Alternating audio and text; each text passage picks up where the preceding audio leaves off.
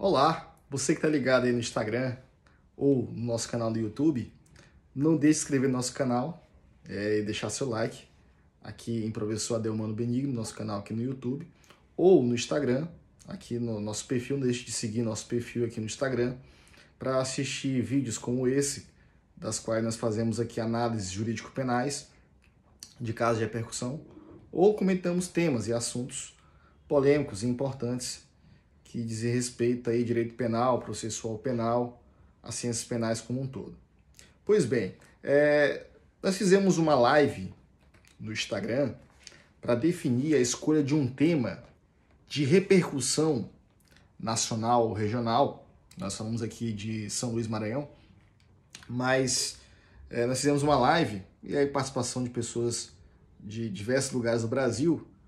Foi definido aqui na escolha do tema de forma avassaladora o assunto caso Mariferri. E eu confesso que eu desconhecia o caso. E hoje, não por ignorância, mas realmente eu não conhecia a situação. Se for por ignorância, eu até peço escusas. Mas analisando o caso, e aí realmente tá bombando nas redes sociais. Hoje é dia 10 de setembro de 2020 e é um dos assuntos mais comentados aqui nas redes sociais, pelo que nós podemos aqui analisar e verificar o caso. Realmente é um caso de repercussão e eu vou fazer uma análise jurídico-penal, até porque é um dos temas que eu pesquiso bastante, que são crimes contra a dignidade sexual. É um assunto que eu pesquiso há bastante tempo e pesquiso com bastante profundidade. E é um assunto que hoje saiu a sentença que reconheceu a absolvição de um caso que ocorreu em Florianópolis, estado de Santa Catarina. O caso, os fatos, ocorreram no ano 2018 e aí tramitaram em uma vara criminal de Florianópolis, Santa Catarina, onde houve a acusação de um sujeito, um empresário que tem as iniciais ACA, de ter cometido crime de estupro de vulnerável, previsto no artigo 217-A do Código Penal, contra uma influenciadora digital, da qual dá aqui o nome ao nosso caso de repercussão. Eu nem queria comentar o nome, mas como é um caso que teve repercussão nas redes sociais, tudo mais, e é o caso que originou aqui o nome da nossa análise aqui, sem querer expor as pessoas, né? Nossa intenção é fazer uma análise jurídico-penal do caso, dos fatos, enfim. Ocorreu supostamente num local onde é conhecido como Beach Club, que tem é um lugar que é um Beach Club celebrado em várias regiões do país. E aí houve a acusação do crime do artigo 217-A do Código Penal. O que se trata o artigo 217-A do Código Penal e por que essa repercussão todas nas redes sociais? O 217-A do Código Penal prevê o crime de estupro de vulnerável. O que é o crime de estupro de vulnerável? Segundo o artigo 217-A do Código Penal, diz que ter conjunção carnal ou ato libidinoso diverso com pessoa menor de 14 anos, tá? Que é uma forma de vulnerabilidade, ou com pessoa da qual, por enfermidade ou deficiência mental, não tem o necessário discernimento para a prática do ato sexual, ou que, por qualquer outra causa, não pode oferecer resistência. Por que esse fato teve a acusação do artigo 17-A do Código Penal e não o crime de estupro de violência real? Nós temos a diferença entre dois crimes.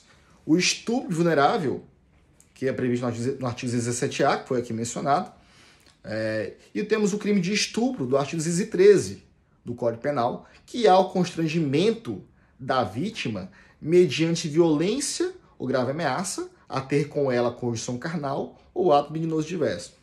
Tá. Aqui a acusação foi de estupro de vulnerável porque, segundo as informações e a palavra da vítima e a acusação, ela estaria com a sua capacidade diminuída ou não poderia oferecer resistência para o ato sexual devido a substâncias como bebida alcoólica, enfim, ou substâncias similares, das quais, devido a ela não poder oferecer resistência por estar supostamente embriagada, enfim, influenciada por substâncias alcoólicas ou outras, enfim, ela não poderia oferecer resistência para o ato sexual. E isso repercutiu na rede social ao ponto de que, supostamente, o autor dos fatos teria se aproveitado dessa condição de vulnerabilidade e teria cometido o ato sexual, na qual, pelo que eu vi aqui de informações, não tive acesso direto com os autos, aponta ruptura do ímen, apontam registro de presença de símens na roupa íntima da vítima, e as pessoas estão indignadas porque mesmo assim houve sentença julgando improcedente a acusação, absolvendo o acusado por falta de provas suficientes para apontar uma condenação. Pelo que eu analisei na sentença do magistrado da Vara Criminal aqui em Florianópolis, Santa Catarina, é porque não tinha provas suficientes de que ela estava vulnerável. Porque nós temos 3 formas de vulnerável.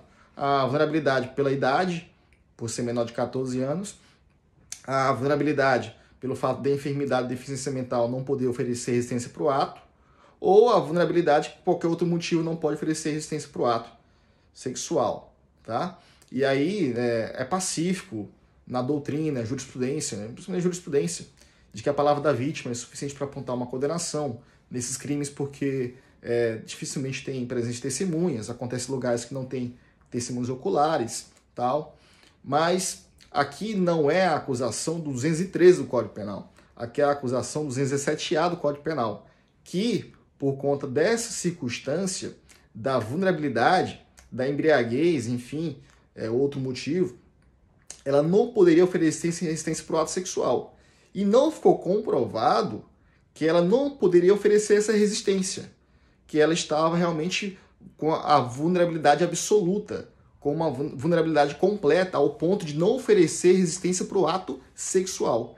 Então foi por isso que o magistrado, pelo que eu pude analisar aqui, não condenou o acusado por não ter provas suficientes para apontar de forma conclusiva que a vítima estava completamente vulnerável ao ponto de não oferecer resistência pelo ato sexual, de acordo com o artigo 217A, parágrafo 1º do Código Penal, segunda parte, tá?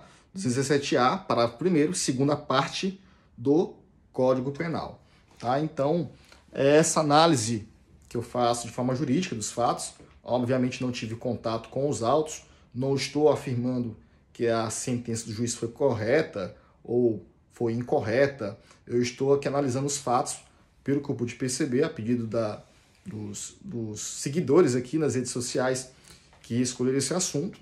E o que eu posso entender aqui é que a acusação foi de estupro de vulnerável, para concluir. A acusação foi do crime de estupro de vulnerável, artigo 217A do Código Penal, mas aqui foi a acusação referente ao parágrafo 1º, segunda parte, em que aponta que a vítima não teria condições de oferecer resistência para o ato sexual. Só que, segundo o que demonstra os autos na visão do magistrado, não há provas conclusivas, não há informações suficientes em que a vítima não poderia oferecer essa resistência. Logo, julgou improcedente a acusação de estupro de vulnerável, ali previsto no artigo 217A, parágrafo 1º do Código Penal. Tá? Então, essa análise jurídica desse caso, que está tomando as redes sociais, eu entendo os movimentos que dizem respeito aos fatos relacionados, mas eu, como penalista, como professor de direito penal, me limito a fazer essa análise jurídica penal e eu peço compreensão dos seguidores. Agradeço mais uma vez a atenção de todos e todas por assistir o vídeo até o final. Não se esqueça de se inscrever no nosso canal, deixar seu like, deixar aqui seu comentário, seu feedback é muito importante para continuar produzindo aqui nossos vídeos. Então, até a próxima. Tchau!